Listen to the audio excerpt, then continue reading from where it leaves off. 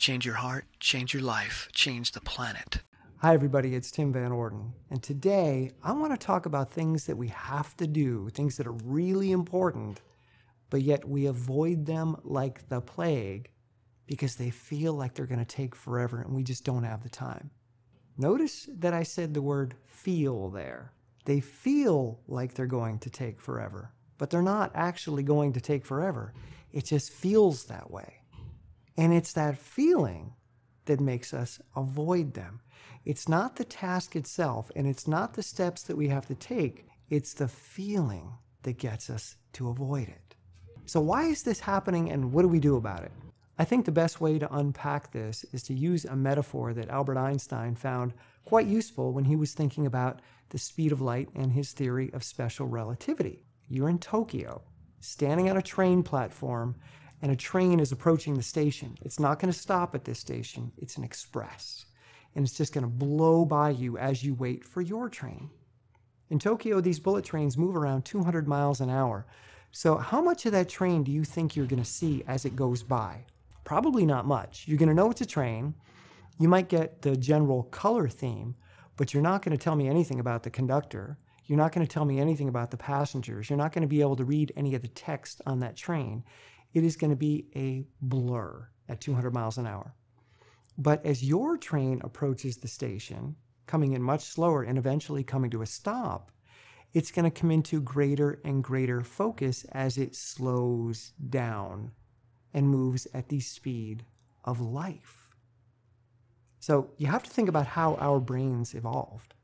They evolved in very simple, slow environments without a lot of technology. But we don't live in those environments anymore, and yet we still have that same brain. Not enough time has passed for our brains to catch up to the technology that we use. So we often find ourselves dealing with these bullet trains, such as 500,000 photos on my iPhone that I have to organize, and I just can't do it because it's going to take forever. So back to the trains.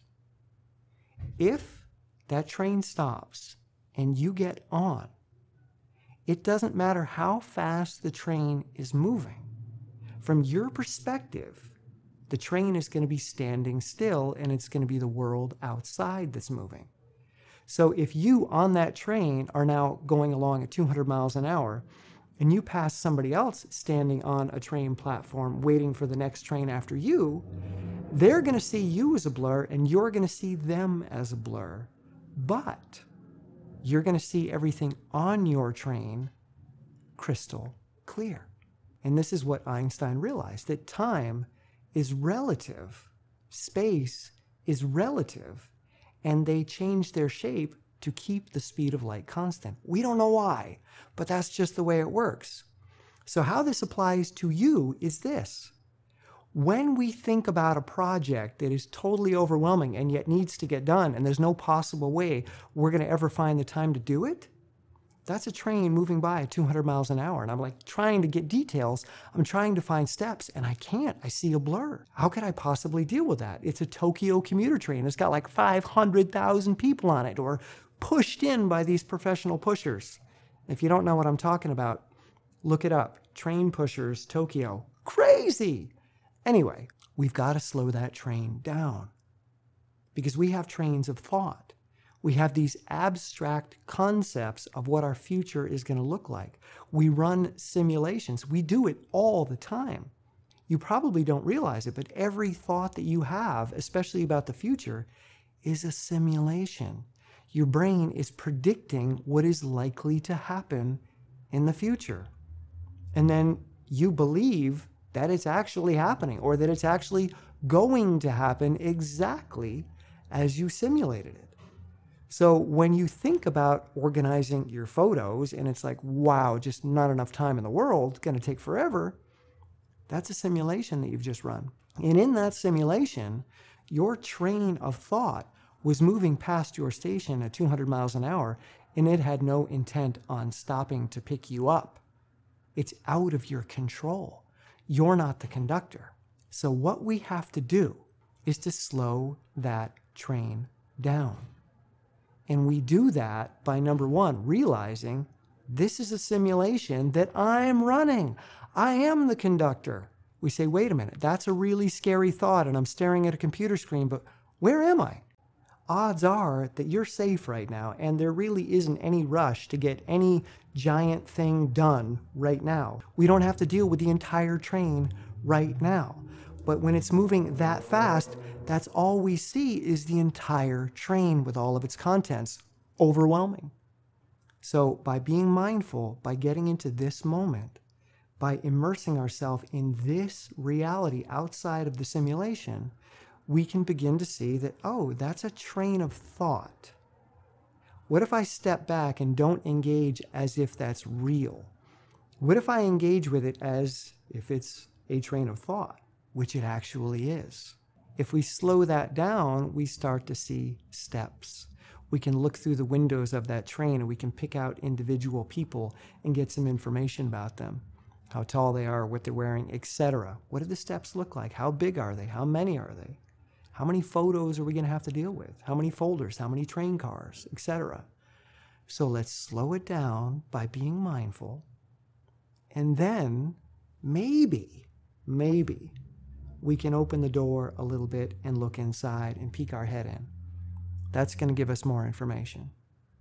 And maybe that door shuts again and our train runs away, which is likely to happen.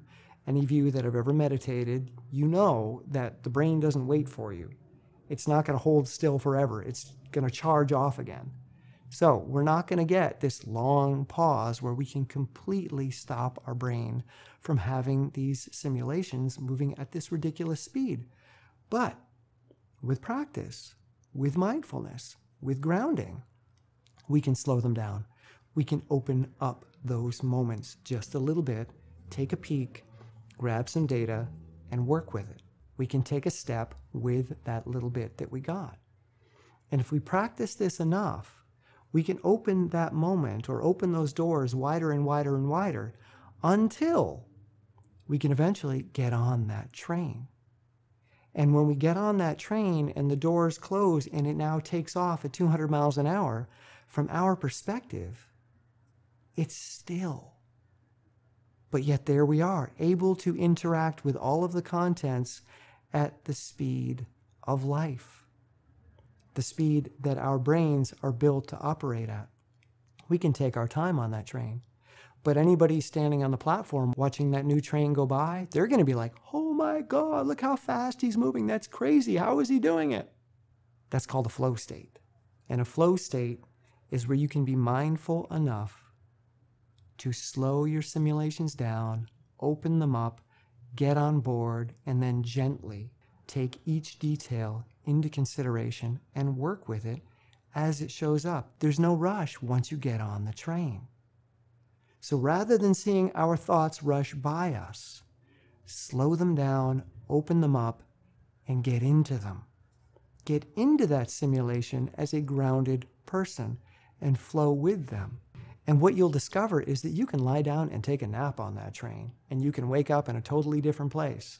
You've probably had an experience like this, where you drive home and suddenly you wake up in the driveway and you're like, whoa, I don't even remember the last 10 minutes of this trip. But yet here I am in the driveway because my conscious, deliberate thinking wasn't necessary. It wasn't needed. Other parts of my brain could do the job better, more efficiently. So I can take a nap on that train. Once I get on, once I get into a flow state, there's all the time in the world, and it doesn't take forever. It takes exactly the time that's needed because I'm going to do it one step at a time. And I'm not going to feel rushed. I'm not going to feel overwhelmed because I'm going to be working at the speed of life, even though to the outside, it's going to look like the speed of light. All right? I hope there's something in there that you can work with. For me personally, learning how to slow my thoughts down, slow my moments down, open them up, and then eventually get on board has transformed how I'm able to do things in life. So give it a try and let me know in the comments below how it works for you. And if you like this video, give it a thumbs up. If you like this channel, subscribe. And if you love this channel, come on over to Patreon, $1 or $2 a month. You help me create more content like this, and I greatly appreciate it. All right, I'll see you soon. Bye.